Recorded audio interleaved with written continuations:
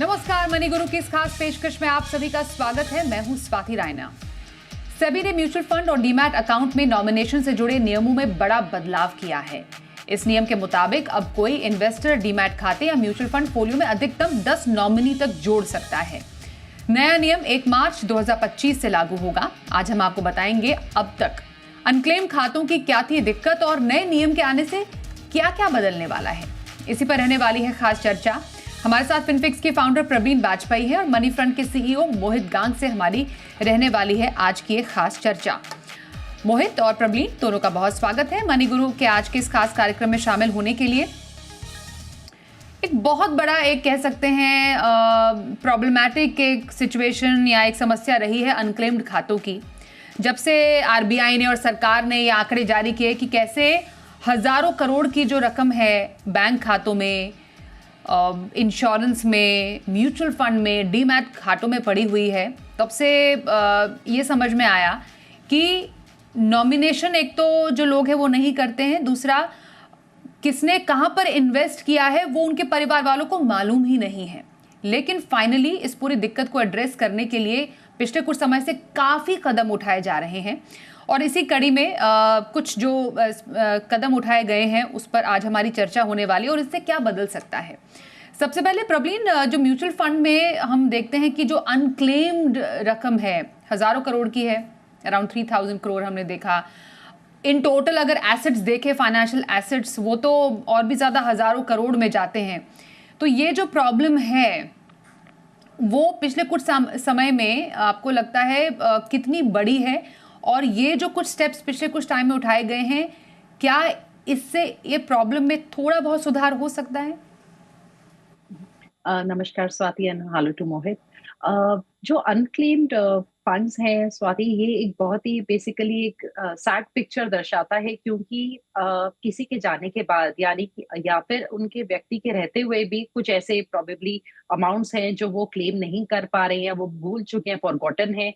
और उनकी डेथ के बाद उनके जो राइटफुल बेनिफिशियरीज हैं उनको भी वो नहीं मिले हैं। और ये आंकड़ा, आई थिंक इतने सारे एफर्ट्स हुए हैं कि अवेयरनेस की गई है कि आपको नॉमिनी देना है, आपके पास डॉक्यूमेंटेशन क्लीन होनी चाहिए, नाम पूरे होने चाहिए वहां पे। उसके बावजूद भी हर साल हम देख रहे हैं कि जो अमाउंट है वो उसमें वृद्धि हो रही है।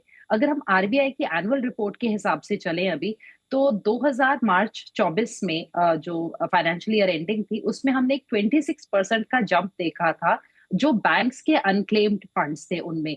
और आज की तारीख में वो जो अमाउंट है वो उन्होंने मार्च 2024 में 78,000 करोड़ का दिया है, जो पिछले फाइनेंशियल ईयर के एंडिंग में 62,000 करोड़ के करीब था। और 78,000 करोड़ स्वाति बहुत ही बड़ी रकम है। ये उन अकाउंट्स के लिए है जो 10 साल से बेसिकली ऑपरेट नहीं किए गए हैं बैंक्स या फिर कोऑपरेटिव बैंक्स द्वारा।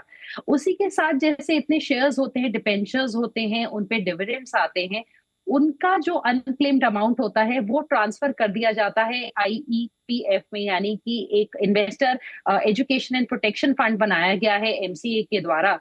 और उसमें भी हमने देखा है डिफरेंट आंकड़े हैं, बट एस्टिमेट्स है कि वहां पे भी करीबन 100 करोड़ के करीब की जो शेयर्स एंड डिविडेंड्स हैं वो अनक्लेम्ड पड़े हैं। और ये संख्या हम म्यूचुअल फंड्स में भी बढ़ती देख रहे हैं। सो ओवरऑल अगर हम सिनारियो देखें तो हर साल इस रकम में एक्चुअली वृद्धि ही हो रही है।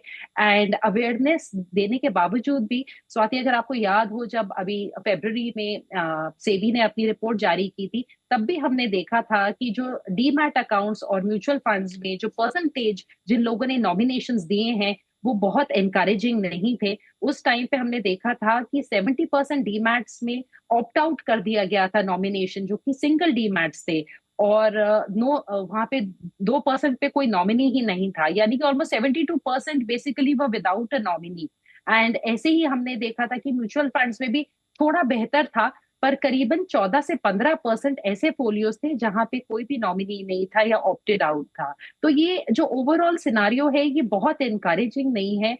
एंड मेरे ख्याल से उम्मीद है कि सेबी के इस कदम से थोड़ी सी कुछ इम्प्रूवमेंट होने की कोशिश की जा रही है। और उसके साथ साथ जो अनक्लेम्ड अमाउंट्स होते हैं स्वाति, उनको रिकवर करने के लिए भी प्रोसेसेस को स्ट्रीमलाइन किया जा रहा है, जो उतना ही कम्बरसम प्रोसेस होता है, तो उसके ऊपर जो पहल की जा रही है, आई थिंक वो भी बहुत इंपॉर्टेंट है and it's need of the hour. बिल्कुल। तो अब आपको बताते हैं कि सेबी ने क्या-क्या पहल की है। एक तो म्यूचुअल फंड में अब जो नॉमिनी है वो आप 10 तक रख सकते हैं। अब इसका जो है इम्पोर्टेंस या इसके मायने क्या हो सकते हैं? यहाँ पर तो हम देख रहे थे कि म्यूचुअल फंड में नॉमिनेशन को लेकर पिछले साल अक्टूबर में नियम तक निकालने पड़े कि आप नॉमिनेशन की प्रक्रिया पूरी कीजिए, नहीं तो आपका अकाउंट या खाता फ्रीज हो सकता है, ऑप्ट आउट भी आप कर सकते हैं। पर सेबी ने बोला कि आप रखिए नॉमिनी, 10 तक नॉमिनी रख सकते हैं, विच इज़ अ गुड एक स्टेप। लेकिन मुझे एक बात बताइए मोहित, क्या इसका फायदा हो सकता है अगर सेबी ये कहती है कि आप 10 नॉमिनी तक रख सकते हैं? 1 मार्च 2025 से ये नए जो गाइडलाइंस है उसको लागू कर दिया जाएगा। क्या कैसे समझे इस स्टेप को, 10 नॉमिनी रखने से या फिर जो चेंजेस कर रही है SEBI towards at least mutual fund, उससे क्या बदलाव आ सकता है? जी स्वाति, एंड देखिए प्रबलीन ने बहुत ही खूबसूरती से समझाया है कि किस तरह से ये समस्या जो है वो बहुत ज़्यादा बड़ी हो चुकी है। बहुत बड़ी रकम है जो अनक्लेम्ड है बैंक खातों में, बैंक डिपॉजिट्स में और म्यूचुअल फंड में भी। इनफैक्ट मैं कहीं पर एक रिपोर्ट पढ़ रहा था कि जिन्होंने सबसे ज़्यादा रिटर्न बनाया है अपने फोलियोज में म्यूचुअल फंड में, वो है अनक्लेम्ड खाते, बिकॉज वहाँ किसी ने उन्हें देखा ही नहीं है कितने सालों से। तो सेबी ने जो ये पहल की है स्वाति, इसके तहत मुझे लगता है कि बहुत हद तक निवेशकों के बाद, उनके जाने के बाद, जब उनके लीगल एयर्स, उनके सक्सेसर्स क्लेम करते हैं उस धनराशि पर, तो वो जो पूरी प्रक्रिया है वो बहुत ज़्यादा सुलभ, बहुत ज़्यादा आसान हो जाएगी। अब तक नॉमिनीज की संख्या जो थी वो लिमिटेड थी। 10 तक करने से इसमें एक सबसे बड़ा फायदा जो ये होगा स्वाति, कि काफ़ी बार ये देखने में आया है कि जब हस्बैंड वाइफ एक अकाउंट बनाते हैं, और मैं एक प्रैक्टिकल एग्जाम्पल के साथ में आपको बताना चाहूंगा कि जब हस्बैंड वाइफ एक अकाउंट बनाते थे, ईदर और सर्वाइवर अकाउंट, या फिर हस्बैंड ने सिंगल नेम पे बनाया और वाइफ को नॉमिनी रख दिया, काफी बार ये देखने में आया कि wife passed away before the husband and और वाइस वर्सा। तो उस सिनेरियो में जहां आपने एक ही नॉमिनी रखा था और आपके पास में अकाउंट में कोई जॉइंट होल्डर नहीं था, वहां पर सिंगल अकाउंट था और एक ही नॉमिनी था, तो यहाँ पर वो अनक्लेम चला जाता है और उसके कोई लीगल एयर सक्सेसर्स अगर डिफाइंड नहीं है, अगर वो इंटेस्टेट डेथ हुई है यानी विल भी नहीं है प्लेस में, तो काफी बार ये रकम जो है वो लापता हो जाती थी, अनक्लेम में चली जाती थी। राइट, तो यहां पर अब आप चाहें तो 1-2 नॉमिनी, आप अपने माइनर्स को नॉमिनी रख सकते हैं, आप उनके साथ में एक गार्जियन रखना आवश्यक है। बट इससे क्या होगा कि आप अपनी फैमिली के 4-5 मेंबर्स को नॉमिनी बना सकते हैं, एंड यू कैन डिफाइन कि कौन से नॉमिनी का हक कितने % का है। राइट, अगर आपके मान लीजिए 2 या 3 बच्चे हैं, तो आप उनमें भी डिवीजन दे सकते हैं कि कौन कितने % का नॉमिनी है। आप चाहें तो अपने स्पाउस को, अपने सारे बच्चों को एक साथ में नॉमिनी रख सकते हैं किसी भी अकाउंट के लिए। एंड उन केसेस में जहां पर किसी मेन होल्डर की डेथ के बाद में अगर मान लीजिए जो पहले या दूसरे नॉमिनी वो नहीं भी है, तो तीसरे, चौथे, 5वें नॉमिनी तक या फिर उसके बाद 10वें नॉमिनी तक भी इन रकम को क्लेम किया जा सकता है। तो मुझे लगता है 10 एक सिर्फ संख्या है। कहना ये चाहता है रेगुलेटर कि आप उतने नॉमिनी रखिए, कभी ऐसी जरूरत आ ही ना सके कि आपका जो अमाउंट है वो अनक्लेम्ड रह जाए। यहाँ पर थोड़ी सी प्रक्रिया भी सेबी ने आसान की है, मित्रा करके एक प्लेटफॉर्म को लॉन्च किया है, जहां पर आप जो अनक्लेम्ड खाते हैं, पहले के अनक्लेम फोलियोज हैं, उनको ट्रेस कर पाएंगे अगर ऐसा कुछ हो गया है तो।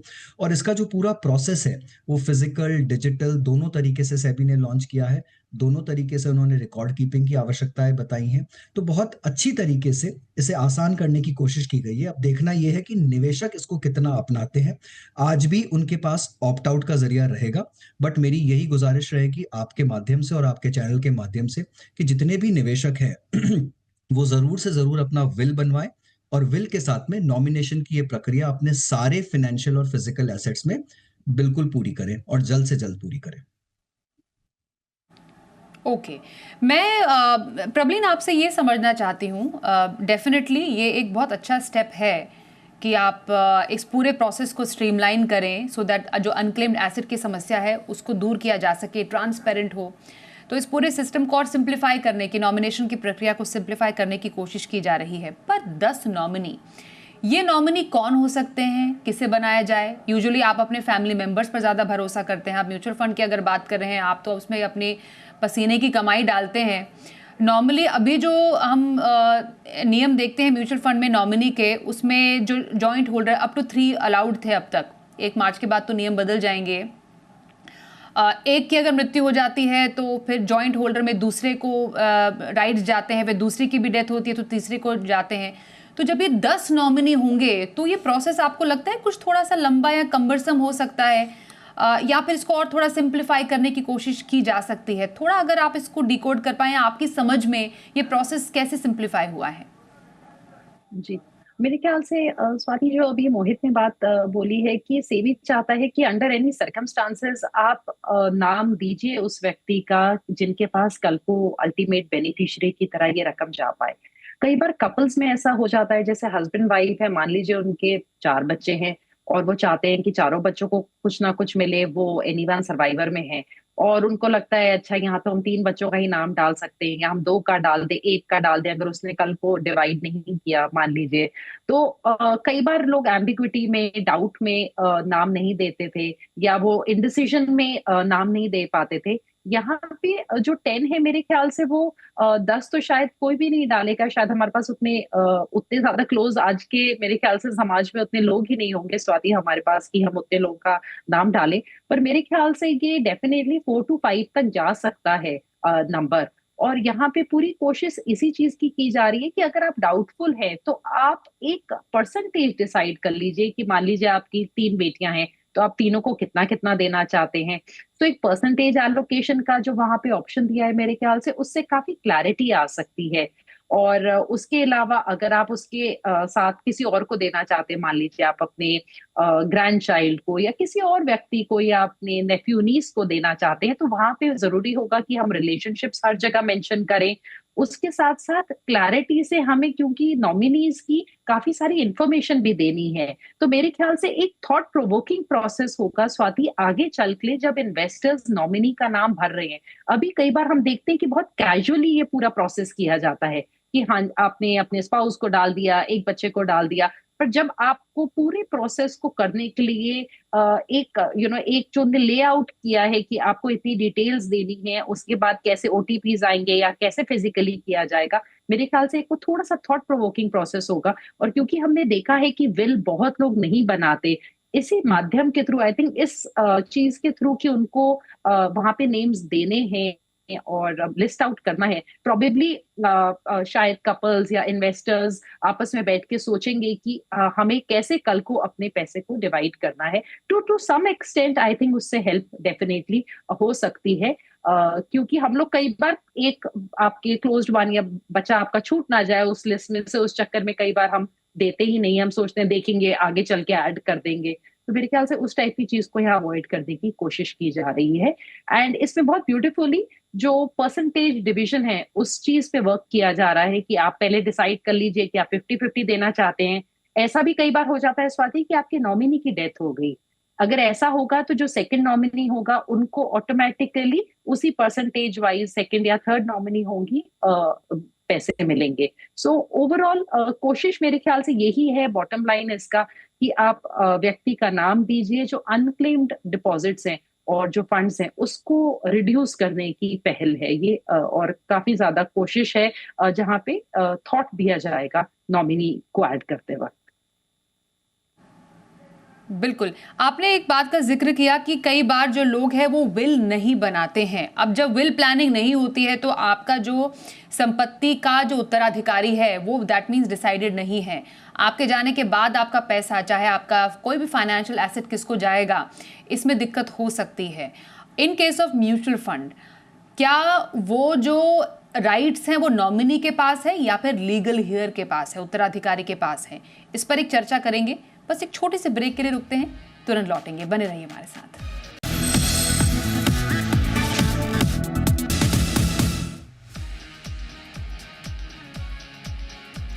तो म्यूचुअल फंड में नॉमिनी के नए नियम, इस पर चल रही है खास चर्चा। जो अनक्लेम्ड खाते हैं, अमाउंट है उसको उसमें जो बढ़ोतरी हो रही है उसको देखते हुए सेबी ने कुछ बड़े फैसले लिए हैं। अभी नॉमिनेशन आप 10 नॉमिनी तक बना सकते हैं म्यूचुअल फंड में, एक अच्छी पहल है। कैसे इसको स्ट्रीमलाइन किया जा रहा है, 1 मार्च 2025 के बाद कैसे नियम बदलेंगे, इस पर हम खास बातचीत कर रहे हैं। और यही बात होने वाली थी जो मैं कुछ देर पहले बोल रही थी कि विल प्लानिंग के अभाव में भी कई बार जो संपत्ति होती है, फाइनेंशियल एसेट्स है, वो सही हाथों तक नहीं पहुंचते हैं, कानूनी दांव पेच में फंस जाते हैं। ये हमने देखा भी, और ये एक बहुत बड़ा कारण है जो कि अनक्लेम्ड अमाउंट्स जो बढ़ रहे हैं उससे जुड़ा हुआ। म्यूचुअल फंड में जब बात आती है नॉमिनीज की, नॉमिनी ऊपर है या फिर लीगल हियर ऊपर है मोहित? जी स्वाति, तो देखिए ये प्रक्रिया थोड़ी सी जटिल है। यहाँ पर जो लीगल एयर होता है जो कि विल के हिसाब से डिक्लेयर्ड होता है कि, और अगर किसी ने लेट्स से एक विल में पूरा प्रोविजन कर रखा है कि जो मेरी अचल संपत्ति है और जो मेरी चल संपत्ति है वो कैसे, किस बंटवारे, किस रेशो में किसको जाएगी, तो द विल में जो डिसाइडेड लीगल हेयर होता है that supersedes all nominations technically, right. And उसके अंदर में थोड़ी सी टेक्निकलिटीज होती हैं, उसमें मैं नहीं जाऊंगा, बट यहाँ पर अलग अलग चीजें हैं। तो अगर आप विल में लीगल हेयर है, then legal heir can claim the assets first, जो भी, चाहे वो फाइनेंशियल एसेट्स हो चाहे वो फिजिकल एसेट्स हो। तो सेकंड चीज यहाँ पर, अब मैं आता हूं आपके म्यूचुअल फंड होल्डिंग्स पे। अगर आपकी mutual fund holdings jointly held थी और अगर मान लीजिए फर्स्ट होल्डर इज नो मोर, तो यहाँ पर आपके जो सेकंड होल्डर होंगे, सबसे पहला क्लेम उनका होता है, सेकंड होल्डर को जाता है। मान लीजिए फर्स्ट और सेकंड होल्डर दोनों साथ ही में अगर मतलब भगवान ना करें ऐसा कुछ हो कि फर्स्ट और सेकंड होल्डर दोनों साथ ही में ना रहे, तब आप नॉमिनीज को सेलेक्ट करते हैं। और नॉमिनीज अगर प्रॉपर डॉक्यूमेंट्स देते हैं, जो कि एक डेथ सर्टिफिकेट, प्रोबेटेड डेथ सर्टिफिकेट देना होता है आपको, और थोड़े से और डॉक्यूमेंट्स, आप डॉक्यूमेंट्स को भी कम करने की कोशिश की गई है सेबी के द्वारा। तो जब आप ये प्रॉपर प्रूफ दे देते हैं तब आप नॉमिनीज को पैसा ट्रांसफर हो जाता है। यहाँ पर रेगुलेटेड एंटिटीज जो है उन्हें ऑथराइज किया गया है कि वो डॉक्यूमेंटेशन वेरीफाई करने के बाद इस एसेट को नॉमिनीज को ट्रांसफर कर सकते हैं। और अगर कोई विल में डिफाइंड लीगल एयर है तो नॉमिनीज के थ्रू वो एसेट जो है लीगल एयर को भी ट्रांसफर हो सकता है या फिर सीधा लीगल एयर को भी ट्रांसफर हो सकता है, डिपेंडिंग की क्लेम कब कहाँ किसने पहले किया है। तो थोड़ी सी इसमें कानूनी प्रक्रिया भी होती है, थोड़े से डॉक्यूमेंटेशन भी होते हैं, but under all situations will will supersede. इसलिए बहुत आवश्यक है कि एक अच्छी विल जो है वो सब लोग बना के रखें। विल बनाना कोई बहुत बड़ी वो प्रक्रिया नहीं है, कोई बहुत ज्यादा लीगल का इसमें अड़चन नहीं आती है। एक छोटे से पेपर पर भी आप चाहें तो विल बना सकते हैं, थोड़े से विटनेस लीजिए और अगर उसे एक अच्छा स्वरूप देना चाहते हैं तो उसे रजिस्टर करवा दीजिए। Otherwise unregistered will is also a valid will, right. और नॉमिनी जो होता है वो तो आपको एनी विच वेज, मान लीजिए किसी कारण से आपकी विल डेटेड हो जाती है या विल नहीं मिल पाती है, तो नॉमिनेशन अगर होगा आपके सारे फाइनेंशियल एसेट्स में, चाहे वो डीमैट हो या म्यूचुअल फंड हो, तो कभी भी जो नॉमिनी है उन्हें क्लेम करने में कोई दिक्कत नहीं आएगी। So my sense nomination is essential, but हाँ, विल सुपरसीड्स नॉमिनेशन। बिल्कुल। और एक बहुत एक बेसिक जो कह सकते हैं प्रोसेस है, प्रक्रिया है एक नॉमिनी बनाने की, प्रबलीन, वो आजकल के टाइम में म्यूचुअल फंड में कितनी आसान है? हमने तो देखा ही है कि बहुत सीमलेस प्रोसेस कर दिया गया है, बट स्टिल व्यूअर्स के बेनिफिट्स के लिए कितना आसानी से आप नॉमिनी रख सकते हैं। दूसरा, नॉमिनी रखना किसे चाहिए, ये एक फंडामेंटल या मॉरल क्वेश्चन होता है कि आप अपने परिवार वालों को रख सकते हैं, आप तो अलाउड भी हैं कि आप अपने क्लोज रिश्तेदार को भी रख लें, बट आइडियली जब नॉमिनी आप बना रहे हैं तो क्या सोच समझकर आपको एक नॉमिनी बनाना चाहिए? अब in case of mutual fund अगर आप 10 नॉमिनी तक, आपने कहा तो इतना बड़ा तो परिवार भी नहीं होता, अगर आपको रखने ही इतने लंबे चौड़े नॉमिनी की लिस्ट, तो वो लिस्ट कैसी हो? जी, पहले तो जो प्रक्रिया है इसको नॉमिनेशन बनाने की, स्वाति, अब तक तो आप अगर आप फॉर्म में कर रहे हैं, फिजिकली अपनी इन्वेस्टमेंट कर रहे थे, तो आपने सीधा नॉमिनी का नाम वहां पे डाला और आपकी वो स्टेटमेंट में आ जाता है जो करेक्ट नॉमिनी का नेम होता है, जो भी आपने ऐड किया होता है। ऑनलाइन प्रोसेस के थ्रू आजकल यूजुअली एक लिंक जाता है जहां पे आप नॉमिनी के नेम को अलग से पहले अप्रूव करते हैं और उसी के बाद आपकी ट्रांजैक्शंस आगे बढ़ती हैं। बट अब तक हम बहुत ज्यादा डिटेल्स नॉमिनीज की नहीं देते हैं, बट गोइंग फॉरवर्ड जो ये सेबी की पहल है, इसके बाद अब से हमें हर नॉमिनी का पैन देना होगा, उनका ड्राइविंग लाइसेंस या फिर आधार के जो लास्ट के 4 डिजिट्स हैं वो हमें प्रोवाइड करने होंगे। उसके साथ साथ उनका क्या एड्रेस रहेगा, ईमेल रहेगी, फोन नंबर रहेगा, ये आवश्यक है। रिलेशनशिप अब ऑलरेडी आवश्यक कर दिया गया है, जो आगे भी डेफिनेटली मैंडेटरी रहेगा कि आप रिलेशनशिप बताएं कि वो आपके दोस्त हैं या वाइफ हैं या आपके क्या लगते हैं बेसिकली। एंड अगर नॉमिनी माइनर होगा तो आपको डेट ऑफ बर्थ एंड उसके साथ आपको एक गार्जियन रखना है। So the process is same. आगे चल के थोड़ा सा इसमें जब आप नॉमिनी को सिलेक्ट कर रहे हैं, उनको अप्रूव कर रहे हैं, तब आपको डिजिटल सिग्नेचर्स की रिक्वायरमेंट हो सकती है। अगर आप अंगूठे से कोई फॉर्म या कहीं पे साइन कर रहे हैं तो वहां पे आपको विटनेस की रिक्वायरमेंट होगी। पर अगर आप वेट सिग्नेचर्स खुद से हस्ताक्षर कर रहे हैं तब ऐसी चीज नहीं है। बट डेफिनेटली इस प्रोसेस को थोड़ा सा ज्यादा स्ट्रिंजेंट और टाइट बनाने की कोशिश की जा रही है ताकि आप कैजुअली किसी नॉमिनी को ऐड ना करें। और यही सबसे ज्यादा इंपॉर्टेंट चीज है कि जब आप सोचें कि हमें किसको नॉमिनी बनाना है, आपको वर्स्ट केस सिनारियो लेके चलना है। हस्बैंड एंड वाइफ अगर सिंगल होल्डिंग में है, इट इज आइडियल कि आप अपने स्पाउस को ही नॉमिनी रखें। और आप अगर दोनों एनी वन सर्वाइवर मोड में हैं तो आप अपने बच्चों को नॉमिनी रखिए। अगर आपके बच्चे माइनर हैं तो आप अपने पेरेंट्स जो हेल्दी हों या अपने भाई बहन, उनको उनका गार्जियन रख सकते हैं एंड उनको ऐड करें। सो ब्रॉडली स्वाति, जितना सोशल फैब्रिक है आज के टाइम पे और जो हमारा सोशल सेटअप है उसको देखते हुए इट्स यूजुअली आपके बच्चे या आपके स्पाउस या आपके भाई बहन या आपके पेरेंट्स, यही आपसे सबसे क्लोजेस्ट आपका जो सर्कल होते हैं वो है। और यूजुअली इन्हीं में से किसी व्यक्ति को आप नॉमिनेशन में रखते हैं। नॉमिनेशन में जिसको आप रखें वो ऐसा भी जरूर रखें जो थोड़ा रिस्पॉन्सिबल व्यक्ति हो और उनके लिए पॉसिबल हो कल को थोड़ा डॉक्यूमेंटेशन करना। मान लीजिए आपने अपनी माता जी को रख दिया बट वो पढ़ी लिखी नहीं है, शायद वो कल को पूरा प्रोसेस ही ना कर पाए कि अगर पहले आपको कुछ हो गया और आपके बच्चे के साथ वो गार्जियन है, मे बी उस प्रोसेस को कंप्लीट ही ना कर पाए। तो इसलिए थोड़ा सा ऐसा व्यक्ति रखने की भी जरूरत है नॉमिनी में जो थोड़ा अवेयर हो। और स्पेशली अगर आप गार्जियन रख रहे हैं फॉर योर किड्स। एंड उसके अलावा डेफिनेटली पीपल जो आपके खुद के लव्ड वंस हैं और आप चाहेंगे कि आपकी हार्ड एंड मनी उनके पास पहुंचे कल को। Right, okay. तो नॉमिनी रखना किसी भी आपके फाइनेंशियल ट्रांजैक्शन के लिए, चाहे वो बैंक खाता हो, चाहे फिर आपका म्यूचुअल फंड खाता हो, डीमैट खाता हो, बहुत ही इंपॉर्टेंट है। सेबी ने अब और भी ज़्यादा नियम में लचीलापन, फ्लेक्सिबिलिटी जिसे कहते हैं, लाने की यहाँ पर कवायद की है, बहुत सारे स्टेप्स लिए हैं। उसका फ़ायदा उठाइए। कोई भी इन्वेस्टमेंट करते हैं उस पर नॉमिनी रखिए जिससे कल को आपका एसेट अनक्लेम ना रह जाए, बेनाम ना रह जाए, गुमनाम ना हो जाए। इसलिए बहुत इंपॉर्टेंट है इन स्टेप्स को फॉलो करना। बातचीत करने के लिए प्रबलीन और मोहित, थैंक यू सो मच आपका। एक ब्रेक के लिए रुकते हैं, देखते रहिए जी बिजनेस।